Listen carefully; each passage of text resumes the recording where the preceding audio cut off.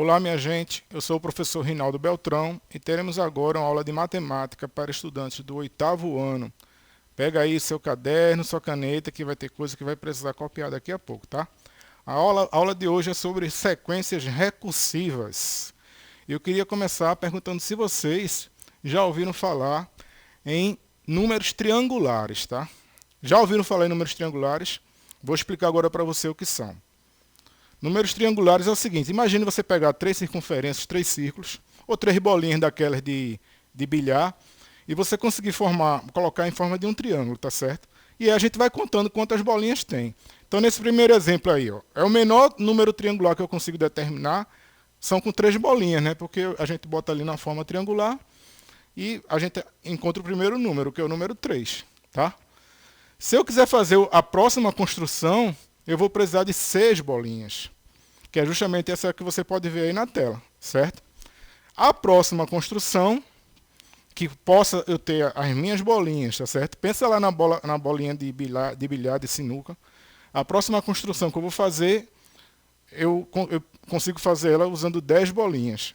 A próxima, eu consigo fazer usando 15 bolinhas. A próxima, eu consigo fazer usando 21 bolinhas. Agora vê que interessante. A matemática é linda, você vai perceber agora.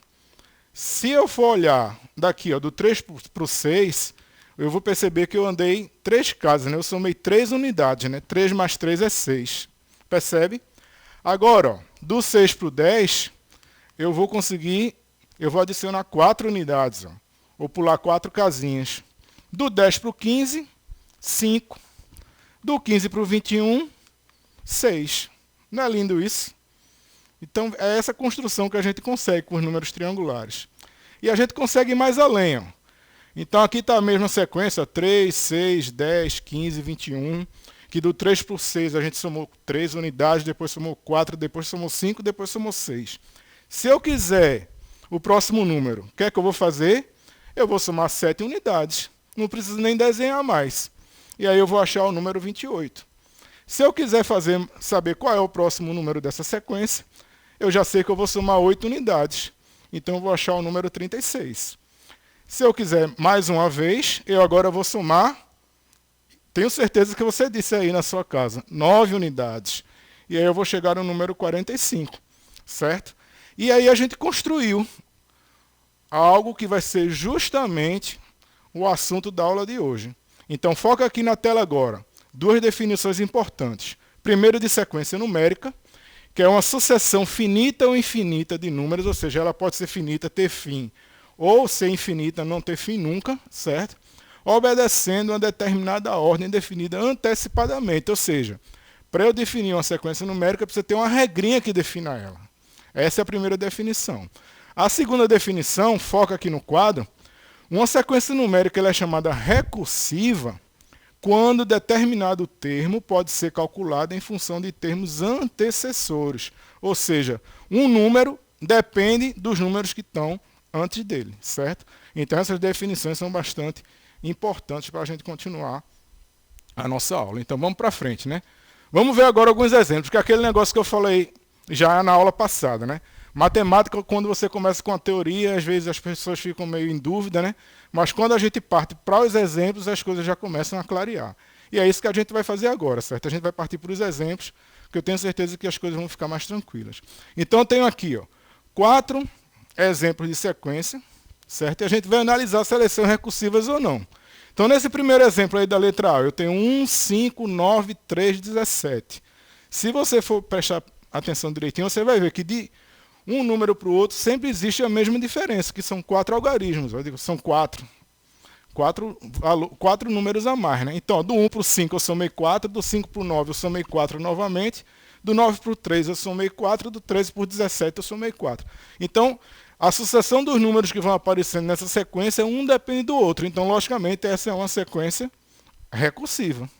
Ok? Essa outra sequência aí, da letra B, 2, 10, 12, 16, 17, 18, 19. Você encontrou alguma relação entre os números aí? Não encontrou, mas tem. É porque todos esses números começam com a letra D, certo? Pode ver, ó, 2, 10, 12, 16, 17, 18, 19. Porém, essa regra, números que começam com a letra D, significa que é uma sequência numérica porque tem regra. Agora não é recursiva. Por quê? Porque eu poderia escrever o 19 sem precisar escrever o 2. Um número não está dependendo do outro. Então, quando isso acontece, que não existe uma dependência da construção da sequência, a gente diz que ela é não recursiva. Na letra C, 3, 6, 12, 24, 48 e 96. Se você for olhar, você vai ver que um número é o dobro do outro aí. Ó. 6 é o dobro de 3, 12 é o dobro de 6, 24 é o dobro de 12. Então, existe uma relação entre eles. Logo, eu tenho uma sequência recursiva. E no último exemplo, 1, 2, 4, 5, 10 e 20. Existe uma relação entre eles? Não. Mas é uma sequência? É. Por quê? Porque esses são os divisores do número 20. Mas ela é uma sequência não recursiva porque um número não depende do outro. Certo? Então, quando um elemento da sequência depende dos outros elementos que estão presentes, ou de pelo menos um, a gente tem uma sequência recursiva. Quando isso não acontece, ela não é recursiva. Tá? Dá uma olhadinha aqui no quadro agora comigo. As sequências podem ser formadas por diferentes elementos, não só números, tá? Podem ser figuras, letras, símbolos, formas, etc.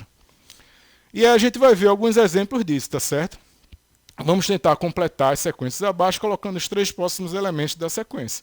Então aqui eu tenho uma sequência com letras e 2 com símbolos. Então a primeira, ó, A, A, B, A, A, C. Como é que eu faço para completar essa sequência? Se você olhar a lógica, você vai ver que agora vai ser outro A, né? Porque sempre tem 2 A's, 2 A's, 2 A's. E depois a letra B, depois a letra C, então agora vai ser D. E continuando, A, que aí eu continuaria A, A, E, A, A, F e por aí vai. Aqui, agora no meio, ó, nesse exemplo do meio. Carinha, carinha, relâmpago. Né? Carinha, carinha, relâmpago. Então agora vai ser carinha, carinha, relâmpago. E aí eu continuaria, né? Carinha, carinha, relâmpago, carinha, carinha, relâmpago. E a última sequência, lua, lua, nuvem, sol. Lua, lua, nuvem, sol.